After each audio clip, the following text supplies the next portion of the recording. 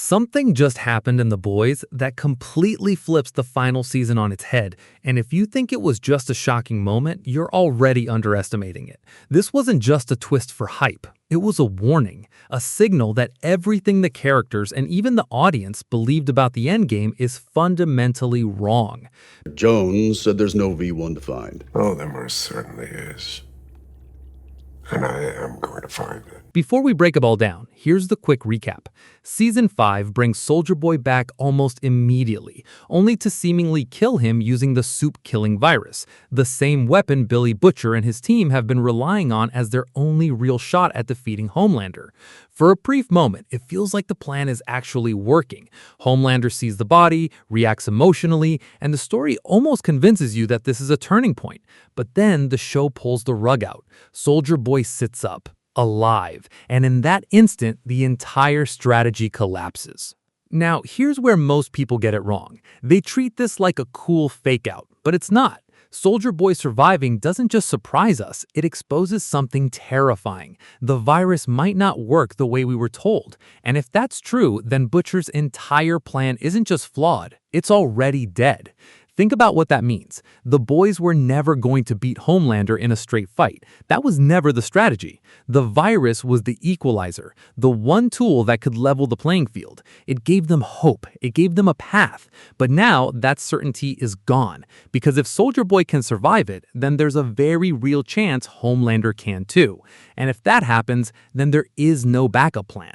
But this is where things get even more interesting, because the show is hinting that Soldier Boy didn't survive simply because he's strong. He survived because he's different, and that difference likely comes down to one crucial detail: V1, the original version of Compound V. Soldier Boy isn't just another supe. He's one of the earliest experiments, someone who was injected with a raw, unrefined version of the formula before it was perfected and mass-produced.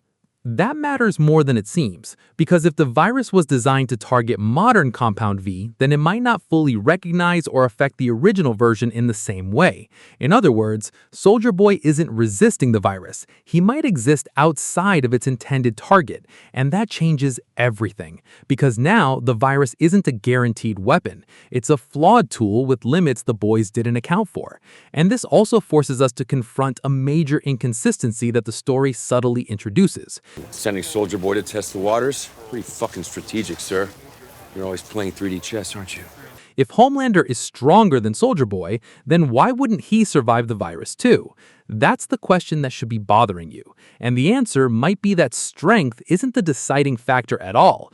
Origin is. Homelander may be more powerful, but he's still a product of a later, engineered version of Compound V.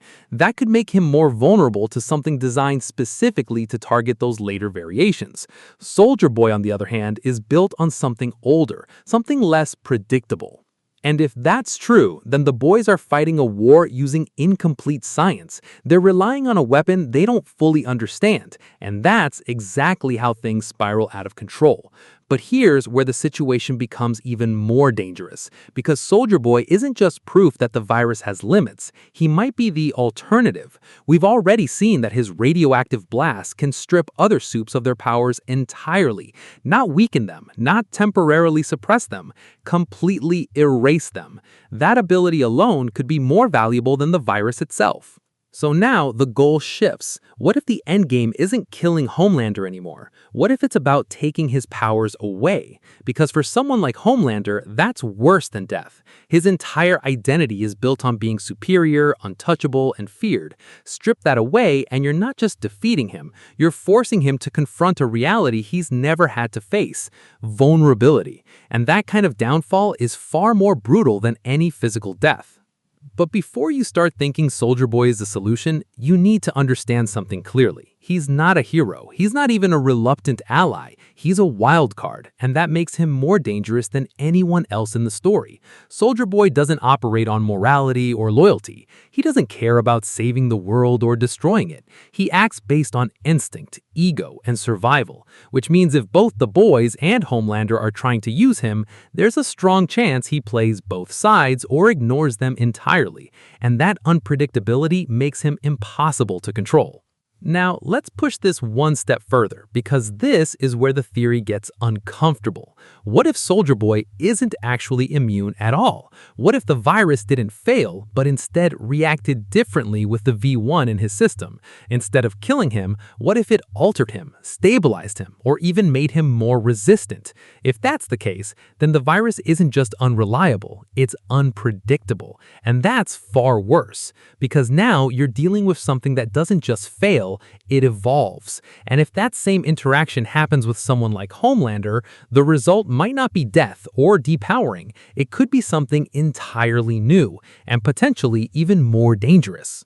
At the center of all this chaos is the relationship between Soldier Boy and Homelander, because beyond the powers and the strategy, this is still a story about control, identity, and validation. Homelander craves approval, especially from the one who should understand him. But Soldier Boy isn't capable of giving that in the way Homelander needs. He's emotionally detached, disconnected, and unwilling to play the role of a father. And that imbalance creates tension that could explode at any moment. Because if Homelander finally accepts that he'll never get that validation, it could push him into a level of instability we haven't even seen yet. And a version of Homelander with nothing left to prove and nothing left to lose is the most dangerous outcome possible. When you step back and look at the bigger picture, it becomes clear that this twist isn't just about Soldier Boy surviving. It's about removing certainty. The virus isn't reliable, the strongest characters aren't invincible, and the one person who might hold the key to everything can't be trusted. That's not a stable endgame. That's a setup for chaos. And chaos is exactly where this story thrives, because now there's no clear path forward. The boys don't have a guaranteed weapon, Homelander doesn't have absolute control, and Soldier Boy doesn't belong to anyone. Every piece on the board is unstable. So where does that leave us?